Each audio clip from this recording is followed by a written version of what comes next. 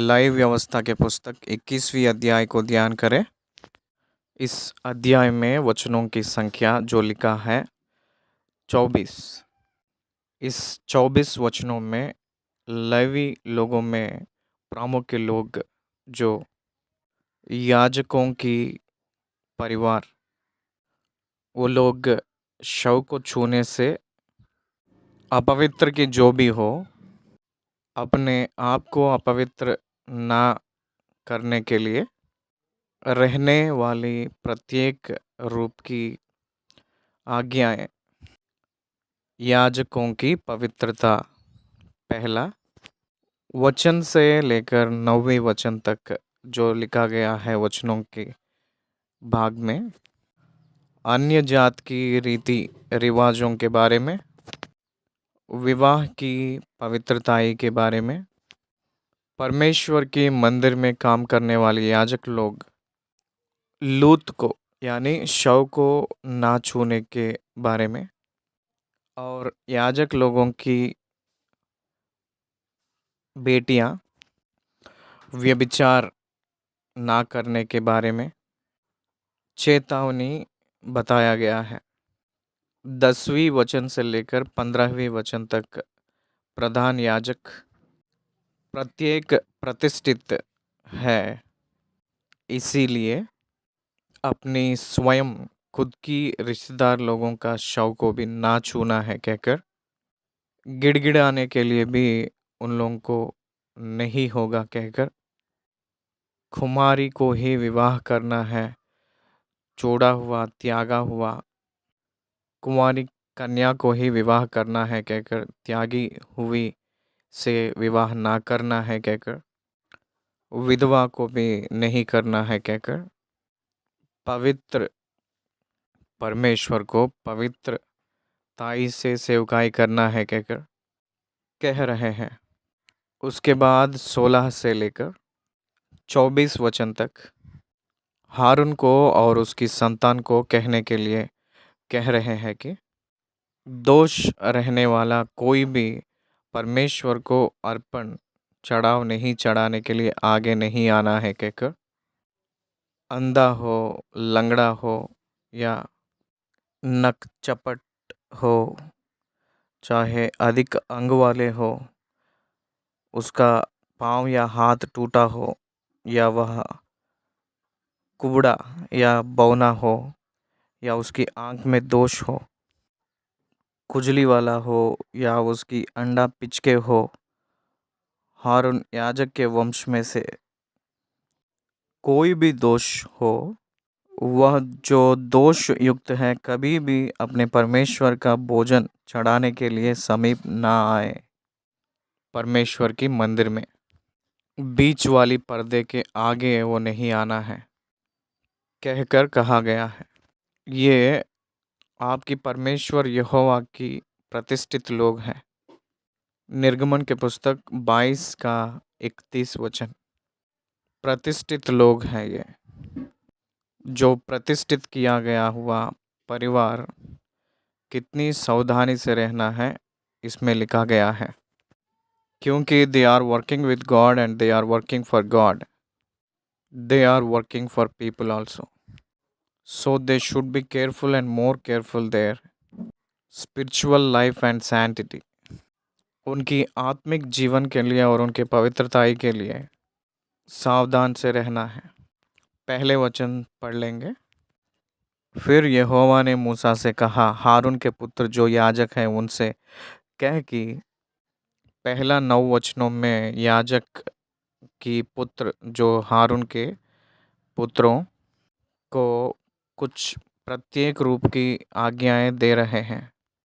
तुम्हारे लोगों में से कोई भी मरे तो उसके कारण तुम में से कोई अपने को अशुद्ध ना करे।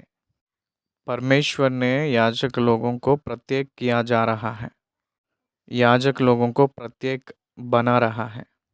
ध्यान दीजिए, हमारे जवानी के उम्र में जो ज्ञान नहीं रहकर जो परमेश्वर के दास लोग ने शव को छूने के लिए आगे नहीं आते थे, ये नया नियम की ओर से अप्लाई नहीं होती है। ये ओल्ड टेस्टमेंट पीरियड में ला जब कानून जारी है उस समय, व्यवस्था जारी है उस समय, याजक की कार्यक्रम जारी में है, सो जब पालन किया हुआ रीति रिवाज है ये। आज इस रीति रिवाज नहीं है। कोई भी हो, किसी का शव भी हो, छू सकते हैं। किसी का भी शव का अंतिम संस्कार में हम लोग शामिल हो सकते हैं। यहाँ गलती कुछ भी नहीं है। प्रत्येक किया जाना ही विशेष है, लेकिन कुछ भी गलती नहीं है। क्योंकि जो मरा हुआ व्यक्ति के ऊपर दूसरे लोग गिरकर नहीं गिड़गिड़ाते क्या? उनकी शव को परिवार वाले नहीं उठा रहे हैं क्या? This is the only for Old Testament because of their were anointed for the work of the God so that they were separated. उतना ही, उससे भी विशेष प्रत्येक कुछ नहीं है। उससे भी विशेष कुछ नहीं है। आज के ज़माने में अप्लाई नहीं होती है।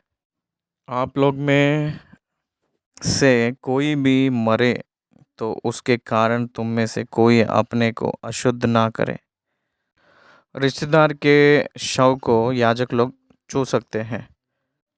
अपनी निकट कुटुंबियों का, अर्थात अपनी माता या पिता या बेटे या बेटी या भाई के लिए, या अपनी कुंवारी बहन जिसका विवाह ना हुआ हो, जिनका निकट का संबंध है, उसको छू सकते हैं। उनके लिए वह अपने को अशुद्ध कर सकता है, फिर शुद्ध हो सकते हैं। अशुद्ध होकर फिर शुद्ध होता है। कोई भी शव को छूने से अशुद्ध ही होते हैं, क्योंकि बॉडी डिकम्पोजिशन में चले जाती है, उसकी इन्फेक्शंस हो सकती है। इसलिए मसीह वालों का या हिंदुत्व के शव के स्थान में वाटर फैसिलिटी दिया जाता है, हाथ पैर अच्छा से धोने के लिए। क्रिश्चियंस लोग ज़्यादा इसको पालन नहीं करते हैं, लेकिन हिंदू लोग ज़्यादा इसको पालन करते हैं। वहीं वो लोग नहा लेते हैं, जितने लोग उस शव को लेकर आए हैं वो सब लोग वहीं स्नान करके बाहर आते हैं। क्या है ये रीति कहकर अगर हम लोग अपने आप को प्रश्न डालेंगे, हेल्थ ऑफ लॉ, बस उतना ही और कुछ नहीं है। पर याजक होने के नाते वह अपने लोगों में प्रधान है, इसलिए वह अपने को ऐसा अशुद्ध ना करे कि अपवित्र हो जाए। देखिए, साधारण लोगों की शव को छूकर अपवित्र नहीं कर लेना चाहिए। They are not like common people, because they are responsible people, just like our army soldiers. अपने जैसे 10 बजे तक सोना है कि अपने जैसा ही आर्मी में भी 10 बजे तक सोएंगे, खाएंगे कहकर सोचेंगे तो नहीं हो पाएगा। आर्मी में they must follow the discipline, they had the pattern. उन लोगों को एक रीति है, उसके अनुसार, उस नियम के अनुसार वो लोग जीना है। उन लोगों को नियम और विधियां रहते हैं, उसी प्रकार वो लोग जीना चाहिए। वैसे ही परमेश्वर की सेवकाई में जो लोग रहते हैं, उस ज़माने में इस रीति की संस्करण और नियम उनके ऊपर रखा गया है। वे ना तो अपने सिर मुंडाएं और ना अपने गाल के बालों को मुंडाएं और ना अपने शरीर चीरें। अगर अब आप लोग मन लगाकर ध्यान करेंगे तो एलिय्याह के ज़माने में शरीरों को काट लिए हैं, चीर लिए हैं कहकर लिखा है। सिर को मुंडना और दाढ़ी को कटवाना, ये सब अन्य लोगों के रीति रिवाज हैं। पौलुस के ज़माने में सर को मुंडन करवाने का रीति रिवाज थी, वो प्रैक्टिस किए थे वो पौलुस ने। मूसा को परमेश्वर ने ये कह रहे हैं कि कोई भी मरा है तो उस समय सिर मुंडाए और ना अपने गाल के बालों को मुंडाए और ना अपने शरीर चीरे। ये सारे रीति याजक लोग ने नहीं करना है। वो लोग परमेश्वर को प्रतिष्ठित रूप में रहना है, इसलिए वो लोग परमेश्वर के नाम को अपवित्र नहीं करना है। वे अपने परमेश्वर के लिए पवित्र बने रहें और अपने परमेश्वर का नाम अपवित्र ना करें, क्योंकि वे यहोवा के हव्य को, जो उनके परमेश्वर का भोजन है, चढ़ाया करते हैं। इस कारण वे पवित्र बने रहे। दे रिलेटेड टू गॉड्स वर्क, परमेश्वर के काम के लिए, परमेश्वर के काम को नियुक्त किया गए हुए लोग हैं। परमेश्वर के काम के लिए नियुक्त किए गए हुए लोग थे। इसलिए वो लोग सावधानी के साथ, पवित्रता के साथ और प्रत्येकता में रहना चाहिए। परमेश्वर के साथ जो संबंधी, परमेश्वर के काम में जो संबंधित लोग हैं, इसलिए प्रत्येक रूप में रहने के लिए कहा गया है। वे वेश्या या भ्रष्टा से विवाह ना करें और ना त्यागी हुई से विवाह करें, क्योंकि याजक परमेश्वर के लिए प्रतिष्ठित पवित्र होता है। इस सारी अध्याय में वही देखते हैं कि प्रतिष्ठित, पवित्र, पवित्र के कॉन्सिक्रेटेड एंड अनॉइंटेड, अभिषेक किया हुआ व्यक्ति है और प्रत्येक किया गया हुआ व्यक्ति है, प्रतिष्ठित किया गया हुआ व्यक्ति है। प्रतिष्ठित मतलब केवल उन्हीं के काम के लिए, और बाकी कामों के लिए वो लोग काम पे नहीं आएंगे। उसी को कॉन्सिक्रेशन कहते हैं। इसीलिए परमेश्वर के लिए है कहकर, कहते हुए, कहने से लोगों से वो लोग अलग और दूर हो रहे हैं, तो भी they are all special mission of God. परमेश्वर के प्रत्येक काम में, मंदिर के काम में है। इसलिए उन लोगों के लिए कुछ नियम और कानून और विधियां परमेश्वर अपनी योजना से रखे हैं, उसको फॉलो होते हुए करना ही है। आप परमेश्वर का भोजन चढ़ाता है, इसलिए वह तेरी दृष्टि में पवित्र ठहरे। परमेश्वर को भोजन देने वाला है, परमेश्वर को होम धूप द्रव्य देने वाला है। प्रत्येक में रहना है क्योंकि वो प्रतिष्ठित है। उसके बाद याजक के बेटी वेश्या बनकर ना रहना है। याजक लोगों के पुत्र ही नहीं, पुत्रियां भी उत्तर देने वाले ही हैं। अगर अपवित्र करे अपने आप को बेटियां, तो उसको आग में जला दीजिए कहकर कहे हैं, मार डालने के लिए कहे हैं। याजक लोगों की गलती सीरियसली ले रहे हैं। क्यों? क्योंकि वो लोग परमेश्वर के संबंधित हैं, परमेश्वर को जानने वाले हैं, वो लोग बोलने वाले हैं, दूसरों को समझाने वाले हैं। अगर वही लोग अपवित्रताई में रहते हैं तो कौन बोलेगा? इसीलिए उतना सीरियस पनिशमेंट्स। और उसके बाद 10 वचन से लेकर प्रधान याजक के बारे में कुछ प्रत्येक आज्ञाएं हैं। जो अपने भाइयों में महायाजक हो, जिसके सिर पर अभिषेक का तेल डाला गया हो और जिसका पवित्र वस्त्रों को पहनने के लिए संस्कार हुआ हो, वह अपने सिर के बाल बिखरने ना दे और ना अपने वस्त्र फाड़े।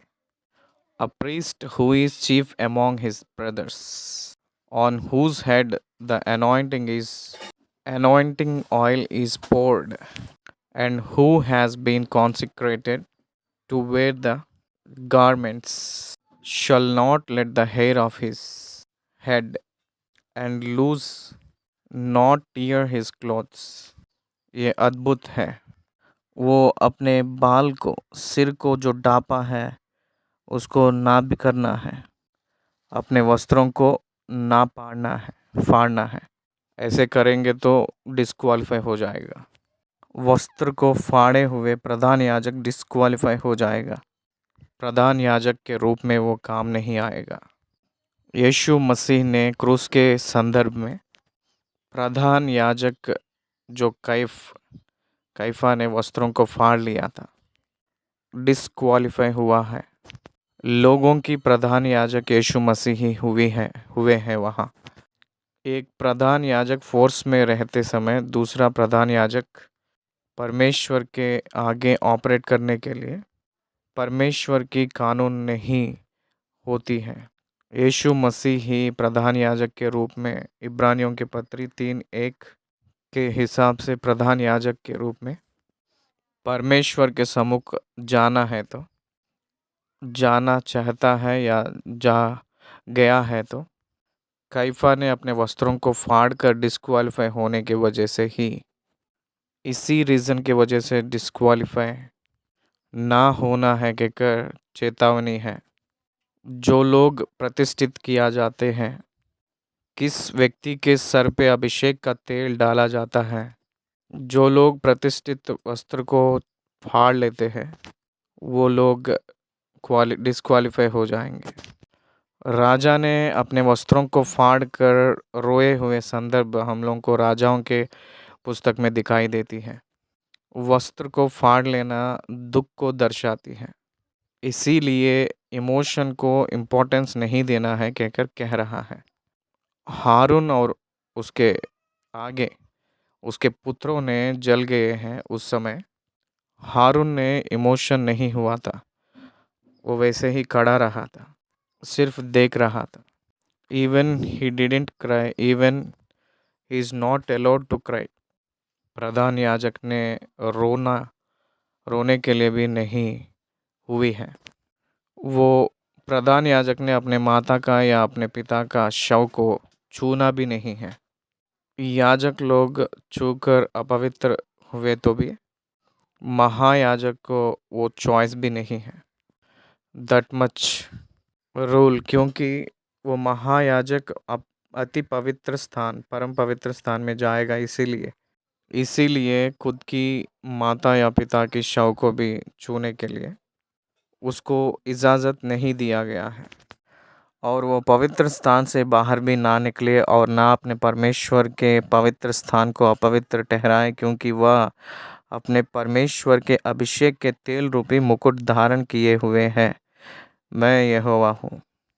माता पिता का मरने के बाद में भी वो लोग मंदिर को छोड़कर नहीं जाना है, क्योंकि उसके ऊपर अभिषेक का तेल रहती है।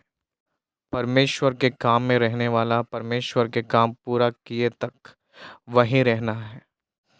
लूका रचित सुसमाचार में जकरिया अपनी सेवकाई के दिन संपूर्ण पूरा हुए के बाद में वो अपने घर गया है कहकर लिखा है। तब तक वो मंदिर पे ही रहा है कहकर अर्थ आती है। इसलिए मंदिर की सेवा में रहने वाला मंदिर को छोड़कर नहीं जाना है। नेहम्याह के पुस्तक में कहता है कि मैं और हम सब मंदिर को छोड़कर हम लोग नहीं जाते हैं कहकर कहा है। ये आज के ज़माने में के चर्चेस के संबंधित विषय नहीं है। We doesn't mean that we don't leave the church. क्या आप समझ रहे हैं? इस कलीसिया में हम लोग उद्धार पाए हैं तो इसी कलीसिया में रहते हैं कहकर कहेंगे तो प्रिंसिपल एथिकल ही होता है, नॉट लीगल। यहाँ क्या कह रहा है? शव के वजह से अपने आप को अपवित्र नहीं करना है कहकर महायाजक से कह रहा है। He must be that much Holi, separated. परमेश्वर के अभिषेक का तेल उसके ऊपर मुकुट के रूप में है, मुकुट के जैसा है। 133 भजन संहिता में हारून के सिर पर डाला गया था और उसकी दाढ़ी पर बहकर उसके वस्त्र की चोर तक पहुंच गया कहता है। उसकी सुगंधित तेल मुकुट के रूप में दिया गया है, इसीलिए उतना पवित्रता है, इसीलिए उतना प्रत्येक वह अपने ही लोगों के बीच में कि किसी कुंवारी कन्या से विवाह करे, किसी त्यागी हुई हो या भ्रष्टा हुई वेश्या का हो, विधवा को हो, वो लोग कितना भी खूबसूरती हो, वो लोगों का विवाह नहीं करना है। अपनी लोगों के बीच में कि कुंवारी को ही, किसी कुंवारी को नहीं। अपनी लोगों के बीच में कि कुंवारी लोगों को ही विवाह करना है। only single marriage. No polygamy allowed for the priests and high priests. और वह अपनी संतान को अपने लोगों में अपवित्र ना करे, क्योंकि मैं उसका पवित्र करने वाला यहोवा हूँ। अपनी संतान को भी अलग अलग जाति में से विवाह नहीं करना है। बिलीवर टू बिलीवर कॉन्सेप्ट पौलुस ने कोरिंथी लोगों को इसलिए कहा गया है।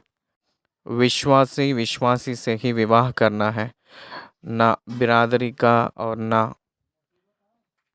धर्म का संबंध नहीं है।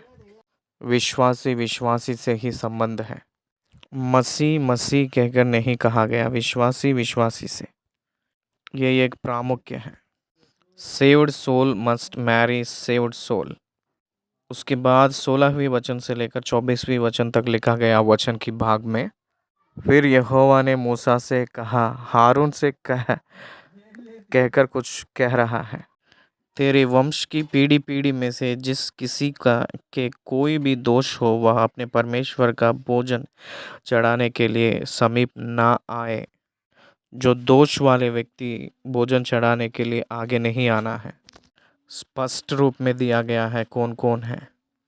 वह अंधा हो, चाहे लंगड़ा, चाहे नक चपटा हो, चाहे उसके कुछ अधिक अंग हो, या उसका पाँव या हाथ टूटा हो, या वह कुबड़ा या बौना हो, या उसकी आंख में दोष हो, उस मनुष्य के चाई या खुजली हो, या उसके अंडा पिचके हो, हारून याजक के वंश में से जिस किसी में कोई भी दोष हो, वह यहोवा के हव्य चढ़ाने के लिए समीप ना आए।